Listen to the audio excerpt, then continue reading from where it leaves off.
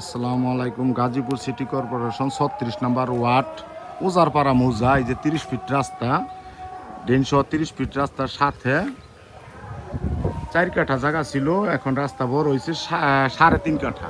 3.5 কাঠা জায়গার উপরে হাফ বিল্ডিং একটা বাড়ি, দোতলা ঘর করা। এই যে দোতলা ঘর করা, সামনে একটা দোকান পজিশন আছে, এই যে দোকান আছে।